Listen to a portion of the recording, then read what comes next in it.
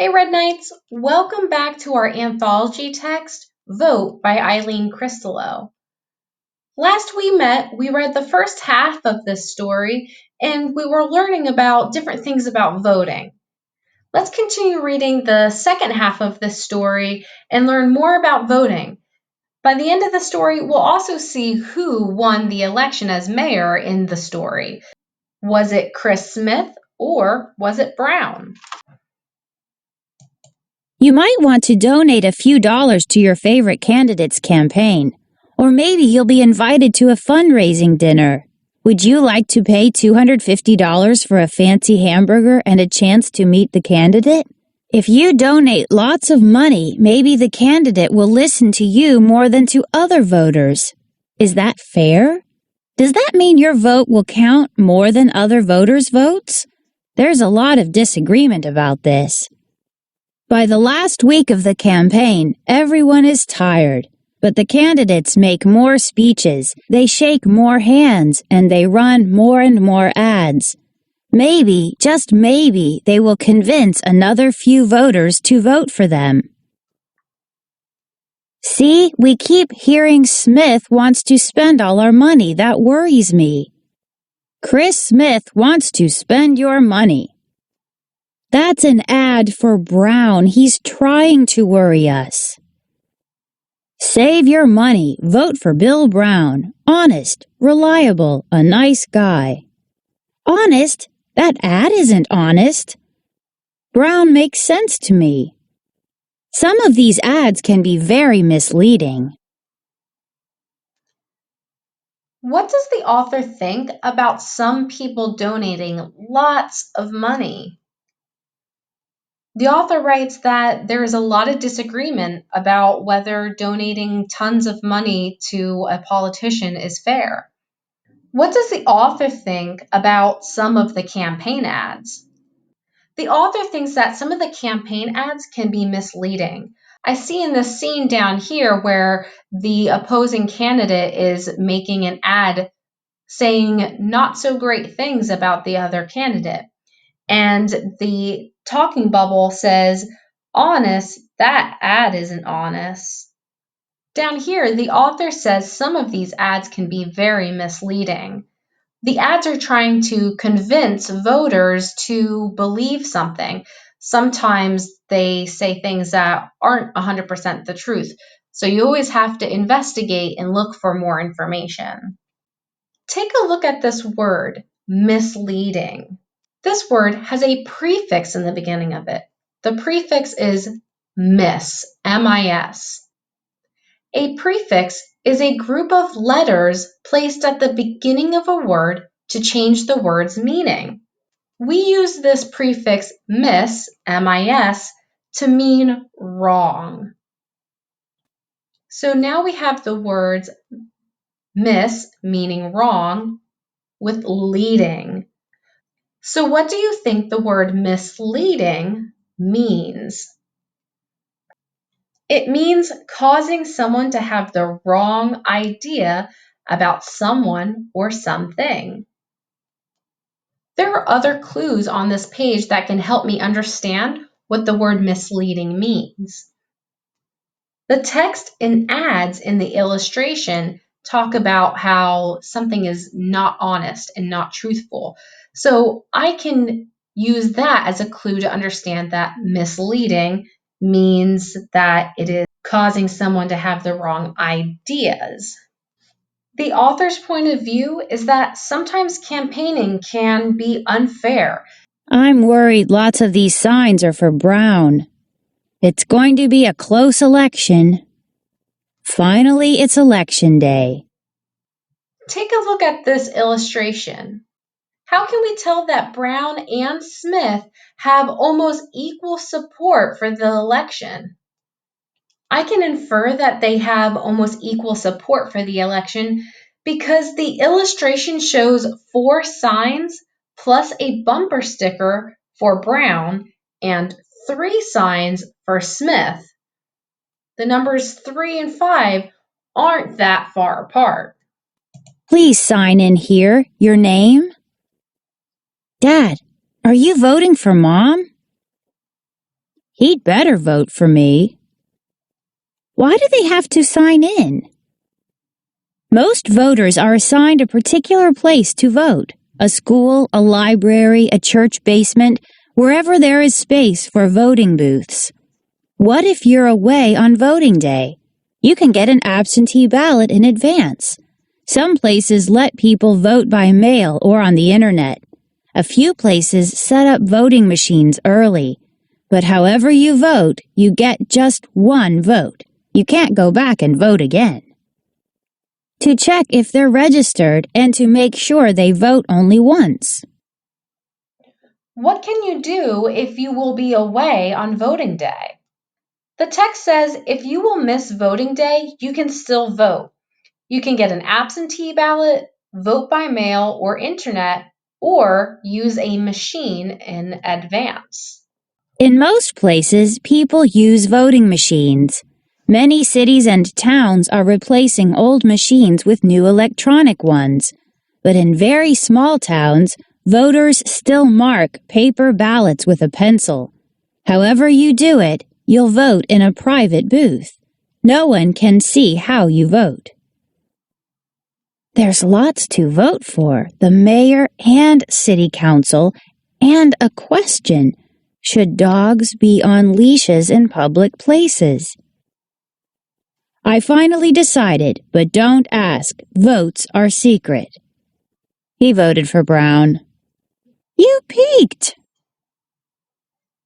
As you're reading or listening to a story being read aloud, you can ask and answer questions to help you understand and remember what the story is about. A question that you might ask would be, what do people use to cast their votes? You can go back into the text and reread the paragraph on page 113. It says most people use voting machines to vote, but in smaller towns, people mark their votes on paper ballots.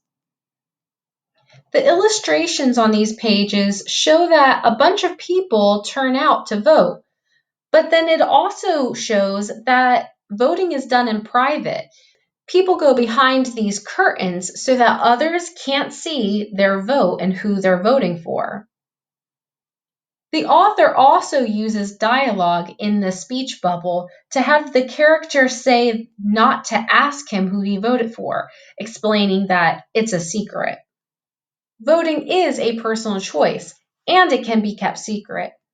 Some people like to share and tell people who they voted for, but many people like to keep that information to themselves and not necessarily share it with others.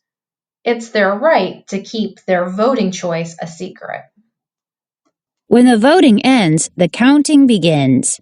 Who will win? Stay close to your TV or radio to find out.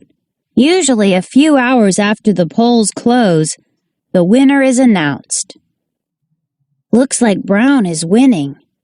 Oh no, but there are still lots more votes to count. And the winner is my mom. Congratulations, Madam Mayor. I'll be Mayor Dog. We won!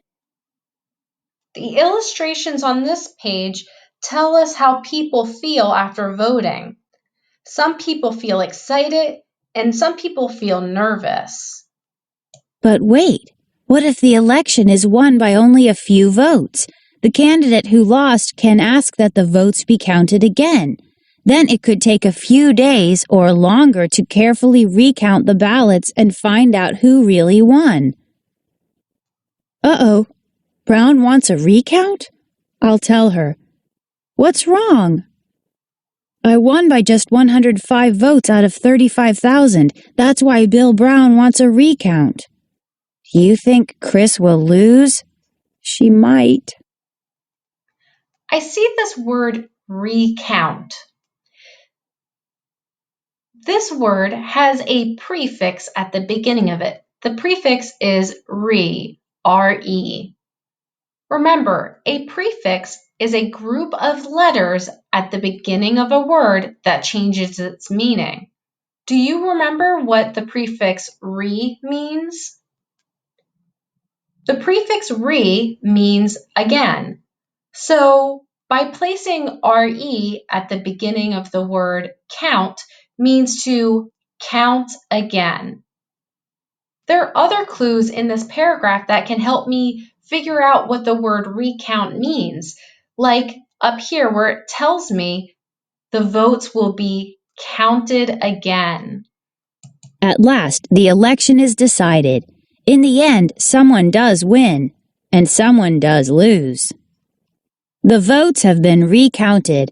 Bill Brown was correct. Mistakes were made. Smith actually has 203 votes more than Brown. Almost half the voters don't want Chris to be mayor. Look at the bright side. Slightly more than half do want her. How do voters feel once an election is over? Well, because someone wins and someone loses, not everyone will be happy. What should people do if their candidate loses? They should remember that there's always a next election and changes can be made then. People can still write letters and speak to the mayor once the election is over. After votes are recounted, there's a winner and a loser. In this story, the election between Bill Brown and Chris Smith, Bill Brown was correct that there was a mistake. Smith actually had more votes after the recount. She is still the winner. These illustrations can give us a lot of information that weren't even in the words. For example, we see everybody holding newspapers with the candidates' names on it. That shows that the news about the election is important to everyone. You can also see the illustrator included drawings of the faces of people and how different people feel different ways about the election. Some people are happy, some people are sad. And like this guy over here, we know he voted for the guy that didn't win. And you can see on his face that he is not happy about it. In fact, in the talking bubble, it says that the man's going to write a letter to Chris Smith and tell her why this town needs a stadium. He wants Smith to understand his issues and to represent him, even though he did not vote for her. After she is sworn in, the new mayor will have a few years to do her new job. What are they doing? Chris is being sworn in as mayor. I promise to do my best. She won't please all the people all the time, but if she does a good job, maybe the voters will elect her again. I wonder if I'll be sworn in as Mayor Dog. Who says you get to be Mayor Dog? What about me? On this illustration, you see all of the people who voted in the background. Whether they voted for her or not, there are a bunch of people there to watch the mayor get sworn in. This is when the candidate officially takes the position that they won in the election. The author's pointing out that the next step in the voting process is for the elected candidate to serve the people. If the majority of people believe that the candidate did a good job in the position that they were voted into, they will have the opportunity to vote for them again in a later election. All right, boys and girls, I hope you have enjoyed our story, Vote. I really enjoy these style stories where they have the illustrations and the speech bubbles with the dialogue. I feel like they make the story very enjoyable and they make the story even more fun, and I hope you've enjoyed them too. All right, boys and girls, that is it for our anthology text. Bye for now.